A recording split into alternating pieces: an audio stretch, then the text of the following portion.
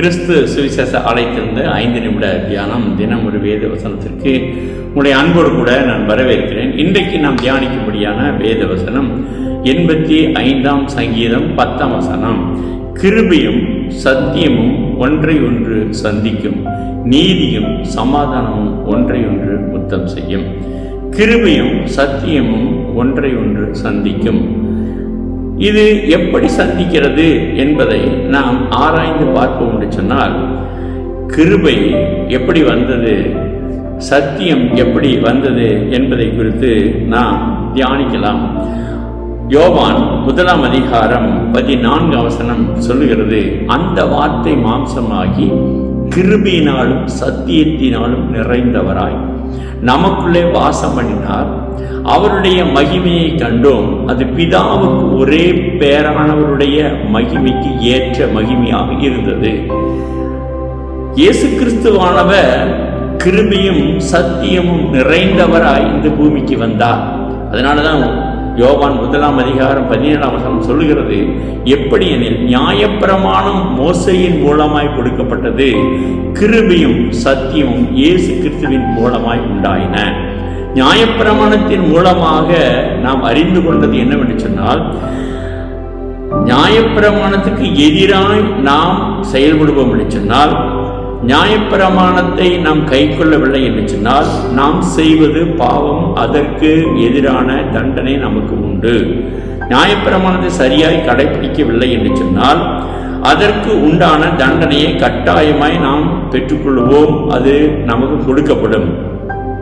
அந்த நியாயப்பிரமாணத்தை நாம் நிறைவேற்ற முடியவில்லை என்பதனால தான் இயேசு கிறிஸ்துவானவர் இந்த பூமிக்கு வந்தார். அந்த பிரமாணத்தை நிறைவேற்றுகிறவராய் இயேசு கிறிஸ்து வந்தபடினாலே அவர் கிருபையும் சத்தியம் நிறைந்தவராய் இந்த பூமிக்கு வந்தார். அதனால அவரை ஏற்றுக்கொள்ளுகிறவனா நியாயப்பிரமாணத்தை நிறைவேற்றுவளாய் கர்த்தர் நம்மை மாற்றி விடுகிறார். நாம் ஏற்றுக்கொள்ளுகிறவர் அதை நிறைவேற்றினாய் இருக்க அப்படின்னாலே அதை நாம் நிறைவேற்றுவளாய் தேவன கர்த்தர் அதை நமக்கு அங்கீகரிக்கிறவராய் இருக்கிறார். அப்போஸ்தலர் 15ஆம் அதிகாரம் 11ஆம் வசனம் சொல்லுகிறது, கர்த்தராகிய இயேசு கிறிஸ்துவின் கிருபையினாலே அவர்கள் ரட்சிக்கப்படுகிறது எப்படியோ அப்படியே நாமும் ரட்சிக்கப்படுவோம் என்று நம்பி இருக்கிறோமே என்றான்.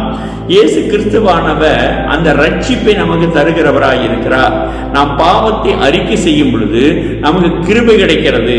அந்த கிருபையினாலே நாம் சத்தியத்திலே நடக்கும்படியான கிருபைகத்தை நமக்கு தருகிறவராய் இருக்கிறார். ரோமர் 3ஆம் அதிகாரம் 24ஆம் வசனம் சொல்லுகிறது, இலவசமாய் அவருடைய கிருபையினாலே கிறிஸ்து இயேசுவில் உள்ள மீட்பை கொண்டு நீதிமான்களாக்கப்படுகிறார்கள். ஆமென், அல்லேலூயா. கிருபையும் சத்தியமும் சிலுவையிலே சந்தித்தது.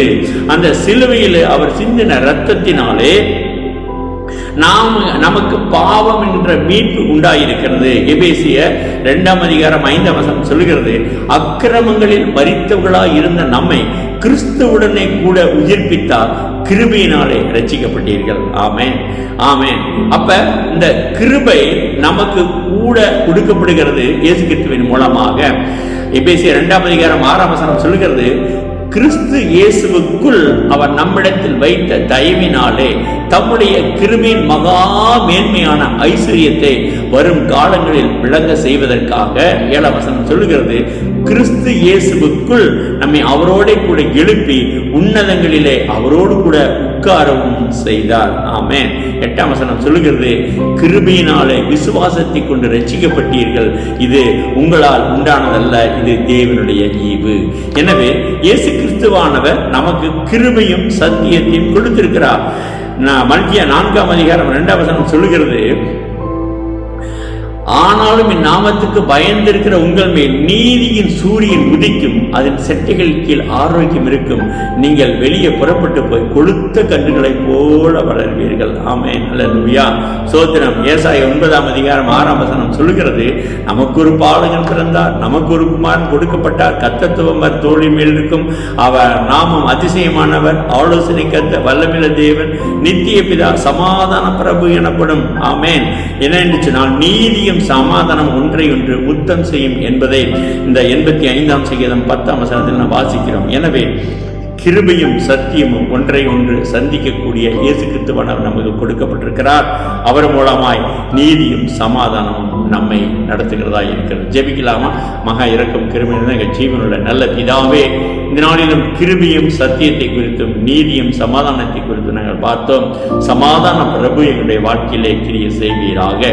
கர்த்தர் இதை கேட்கிற ஒவ்வொருடைய வாழ்க்கையிலும் இவைகள் நிறைவேற கர்த்தர் கிருபை செய்வீராக. இயேசுவின் நாமத்தில் ஜெபிக்கிறேன் ஜீவனுள்ள நல்ல பிதாவே. ஆமென். God bless you.